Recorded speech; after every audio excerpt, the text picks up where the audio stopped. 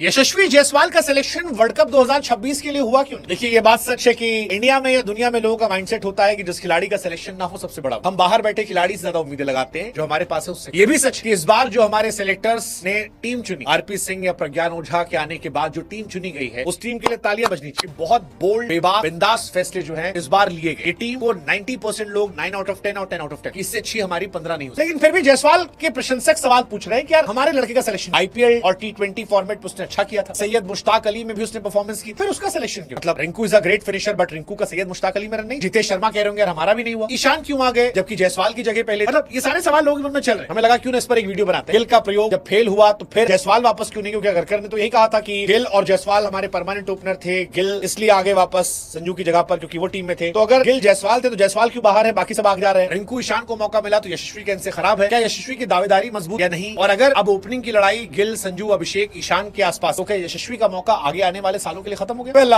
T20 world cup के लिए भारत ने जो 15 का स्क्वाड अनाउंस किया, फिर मैं क्या वो काफी चर्चा। शुभमन गिल का बाहर होना चर्चा केंद्र में। संजू ओपनिंग करेंगे, बैकअप के तौर पर जायसवाल को मौका नहीं मिला है। ईशान किशन आए। जायसवाल जो है वो अच्छा कर रहे थे। ईशान हालांकि सैयद मुश्ताक अली में इस बार सबसे ज्यादा अपनी कप्तानी में झारखंड को चैंपियन, उनके शामिल होने से जितेश को जगह नहीं मिली। अगरकर ने कहा भी कि भाई 2 विकेट कीपर थे, इससे ज्यादा हम दे नहीं सकते। वैसे भी ओपनर मिल गया था विकेट कीपर तो फिर कोई मतलब नहीं था। लेकिन क्या जायसवाल की दावेदारी मजबूत? अगस्त 2023 में भारत के लिए T20 वर्ल्ड कप में डेब्यू किया था। दूसरे मुकाबले में वेस्टइंडीज के खिलाफ 84 रन की पारी खेली। फिर छठे मुकाबले में शतक लगाया। Australia, south Africa, Zimbabwe, south Africa के खिलाफ लगातार मौके मिले और इसमें उन्होंने अच्छा किया। जायसवाल इंडिया के लिए लगातार T20 खेल रहे थे। 2024 T20 वर्ल्ड कप में शामिल किया गया। हालांकि रोहित और विराट ने तब ओपन किया था, इस वजह से उनको प्लेइंग 11 में मौका नहीं। लेकिन जब रोहित विराट रिटायर हुए तो लोगों को लगा शायद जायसवाल को अब परमानेंट हो। लेकिन पिछले 18 महीने में जायसवाल ने हालांकि परफॉर्मेंस खराब नहीं हुई। 30 जुलाई 2024 को इंडिया के लिए आखिरी T20 मैच खेला था श्रीलंका के सामने। 3 मुकाबलों में शुभमन के साथ ओपनिंग की, अच्छा किया। फिर उसके बाद वो बाहर गए। सैयद मुश्ताक अली T20 ट्रॉफी में परफॉर्म अच्छा किया। पिछले 3 सीजन जायसवाल ने आईपीएल में भी 1500 प्लस 2 सेंचुरी लगाई। स्ट्राइक रेट भी 160 प्लस रहा है। पिछले दिनों सैयद मुश्ताक अली में भी उन्होंने हरियाणा के सामने 49 गेंदों शतक लगाया था। तो दावेदारी तो उनकी मजबूत थी और यही सवाल था कि भाई साहब जब गिल नहीं है तो फिर वो क्यों नहीं? गिल वाइस कैप्टन बनाकर टीम में डाल दिए गए थे, इसी वजह से जायसवाल बाहर थे। परमानेंट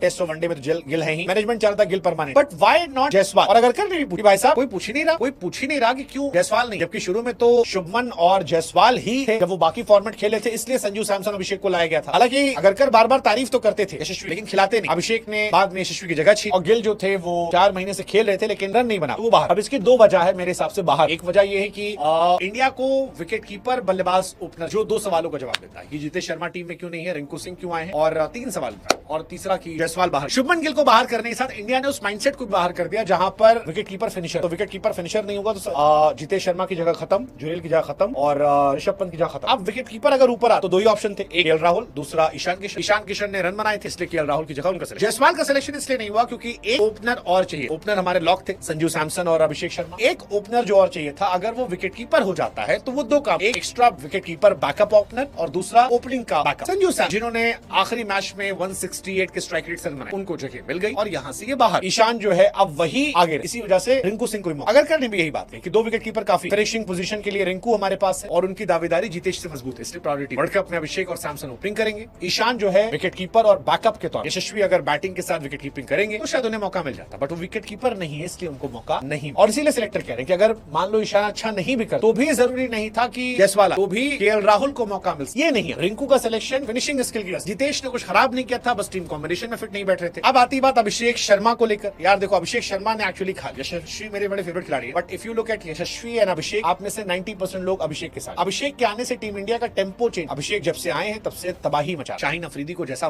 मारा था तबाही मचा। अभिषेक ने ओपनर्स की पोजीशन में से एक पोजीशन लो। भाई साहब हमारा लगभग 200 का स्ट्राइक रेट है, तुम अपना दे। और कौन खेलोगे? गिल खेलोगे, ईशान खेलोगे, संजू खेलोगे, तुम दे। मैं खेल, प्लस वो बॉलिंग भी कर लेते। अब यशस्वी तभी हिस्सा बनते जब अभिषेक खराब कर, और क्योंकि अभिषेक खराब कर नहीं रहे इसलिए यशस्वी जगह नहीं बना। अब आखिरी सवाल कि भाई साहब जायसवाल को क्या अगले 2-3 साल मौका नहीं मिलेगा? चांसेस है, शायद चांसेस, क्योंकि वर्ल्ड कप के बाद मान लो अगर सूर्या भी बाहर, तो भी सूर्या के जाने के बाद आप किसी और मिडिल ऑर्डर को ले आएंगे। श्रेयस अय्यर का मौका बन सकता है या गिल को फिर एडजस्ट करना चाहेंगे, या एक कॉम्बिनेशन हो सकता है अभिषेक शर्मा जायसवाल से ओपनिंग करवा दे, संजू को 3 पर भेज दे। बट अगर संजू ओपन में सेट हुआ शायद नहीं बनेगा। फिर सूर्या 35 साल के हैं, वर्ल्ड कप उनका कैसा जाता है ये तय करेगा कि अगला वर्ल्ड कप वो खेलेंगे या नहीं। तो जायसवाल के लिए फिलहाल टफ टाइम। टेस्ट में वो पक्का है लेकिन T20 वनडे में मुश्किल है। हालांकि वनडे में शतक लगा है, लेकिन वनडे में शुभमन गिल आएंगे तो रोहित शर्मा शुभमन गिल हो जाएंगे, बाहर बैठेंगे। वैसे वनडे में शुभमन गिल कैप्टन है तो कैप्टन तो खेलेगा ही, तो जायसवाल को बाहर बैठना पड़ेगा। डिस्पाइट की आखिरी मैच में उनका शतक था, 3 पे विराट कोहली, 4 पे अय्यर आ जाएंगे, 5 पे राहुल, 6 पे पांड्या। आने वाला समय अभी जायसवाल के लिए टफ। ऐसे में वो ईशान किशन की तरह अपने आप को मजबूत करे, डोमेस्टिक खेले और आईपीएल में तबाही मचा। अभिषेक शर्मा की पोजीशन को हिट, क्योंकि संजू से में कंपटीशन नहीं है। संजू बाहर होंगे तो ईशान किशन आ जाए, एक कीपिंग तो चाहिए होगा ना भाई। जायसवाल की बड़ी लड़ाई अभिषेक शर्मा, क्या वो उनको हटाने का सपना देखेंगे? तब कहां, इसलिए जायसवाल